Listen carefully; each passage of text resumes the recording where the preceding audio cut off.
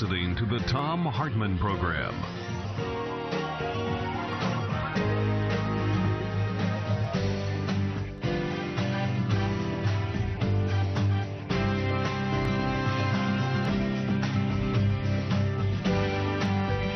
Greetings, my friends, patriots, lovers of democracy, truth, and justice, believers in peace, freedom, and the American way. Thom Hartmann here with you. Meet Reverend Jesse Lee Peterson, someone who's not a big fan of women or any of the progress that women have made in America in the last century. In fact, Reverend Peterson thinks giving women the right to vote was one of the greatest mistakes this nation has ever made. That's pretty hateful and misogynistic, but notice that no one in his congregation stood up and no one protested what they were hearing. Just listen to this clip of him speaking. This is clip number 10, Jacob. This is Jesse Lee Peterson in front of his congregation. One of the primary reasons that it is over for America is because women are taking over. Women are taking over. They're in high, so-called powerful positions, and now a few out there that are logical women can make sound decisions, but most cannot. And the unfortunate thing is that they're in powerful positions. They're running businesses and things like that. And the one thing I know for sure, without a doubt, women cannot handle power. It's not in them to handle power in the right way. It's amazing, isn't it? I mean, there's always been a streak of misogyny in America, especially religious America.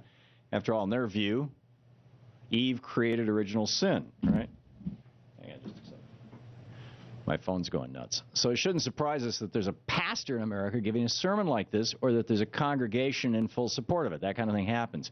But what would surprise me is if a national news organization like Fox So-Called News, for example, gave Reverend Peterson a platform to spew this hateful anti-woman message. Or if Fox So-Called News, say, hired Reverend Peterson, actually gave him money to be a contributor to their television programs. Now that would surprise me. Play clip 15, Jacob. I don't normally do this. I don't normally hijack you. But I did not know that I was going to be sitting here with Reverend Peterson tonight, who I have some very serious issues with in terms of some of the... You're hijacking my show? Some of the misogynist things you have said about women in your sermon, about how women have created a shameless society and most women are little whores, and that it was okay to call Sandra Fluck a slut, and that you shouldn't put women in powerful businesses, and that if you leave women alone in the family, they destroy the family. I don't know if you noticed or not, but the liberal Democrat women are calling themselves whores. They came out with a so-called group of women who are within the Democratic Party, and they are admitting that they're whores. Yeah, right. All of a sudden, the women that he was condemning became liberal Democrat women. So Sean Hannity just kind of sat there and, you know, just let it go on, right? That's right. Reverend Peterson, who most Americans would call a misogynist and who I'd call a member of the Christian Taliban, is called a contributor by Fox So-Called News.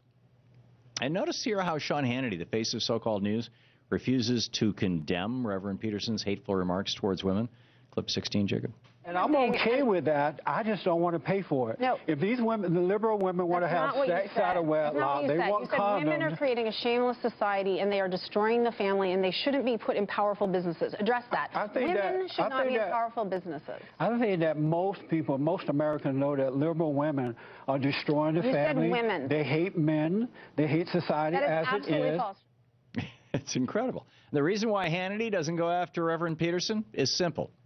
Fox is the official mouthpiece of the Republican Party, a party that's currently waging a war on women that takes many different forms. One form is supporting lawmakers who want to end women's access to contraceptives. Another form, to end preventative health programs like Planned Parenthood runs. Or jump to the defense of shock jocks like Rush Limbaugh, who call women sluts, and give airtime to a Christian Taliban pastor who thinks we should repeal the 19th Amendment. Just like homophobes and Islamophobes, Republicans have to appeal to misogynists as well to expand their party base. How else can they get Joe, afraid of women's six-pack, to vote Republican if Joe knew that the only real agenda of the Republican Party was to look out for the top 1%? Hey, he's not the 1%. He's not going to vote for them. So you throw him a bone. Hey, we don't like women. We don't like those people of color. We don't like, we don't like gay people. Eventually you hit all the various people who are afraid of everybody. So Fox So-Called News gives a platform to Christian Taliban Reverend Peterson. Sean Hannity bites his tongue. That's business as usual at GOP TV. But lost in the whole mess is how much better the United States would be if we actually gave women even more power compared to what they have now, rather than the less power that Jesse Lee Peterson is, ranting about here. Clip number 11, Jacob. How do we get to a point where women think we should pay for them to have sex?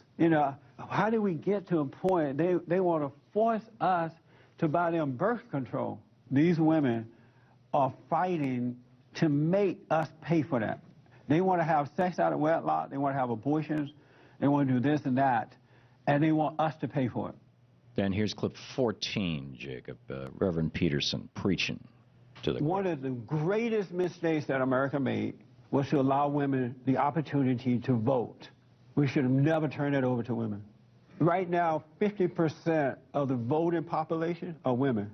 There are more women out there voting than men now because there are more women than men. And these women are voting in the wrong people. Yeah, the wrong people. Well, when women have power, positive things actually happen. For example, in the Iroquois Confederacy, which was part of the basis of our Constitution, women enjoyed freedom and a lot of power. The result was a federation, a nation that pretty much had no war. They played week-long games of lacrosse to resolve conflicts, and that provided a very high quality of life for all its members. Ben Franklin, 1751, wrote a letter to James Parker. He said, "It would be a strange thing if 6 nations of ignorant savages should be capable of forming a scheme for such a union and be able to execute it in such a manner as that it has subsisted ages and appears indissoluble, and yet that a like union should be impracticable for 10 or a dozen English colonies." In other words, they did it, we could do it.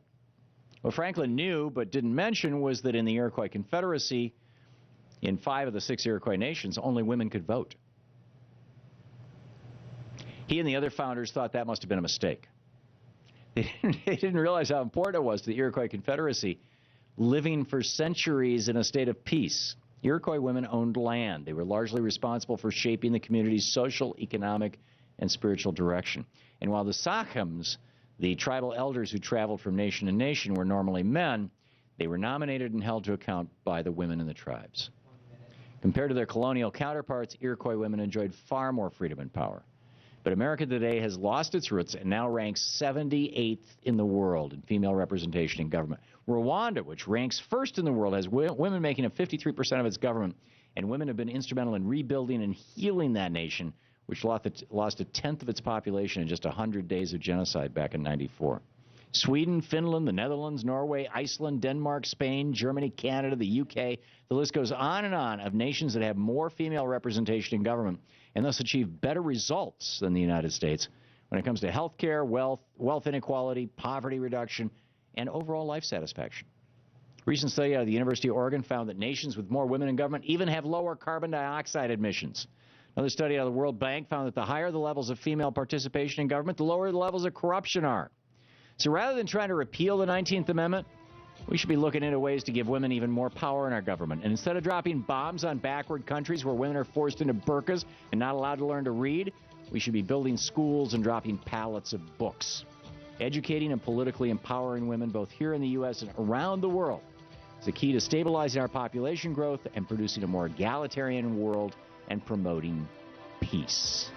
15 minutes past the hour. This is the Thom Hartmann Program.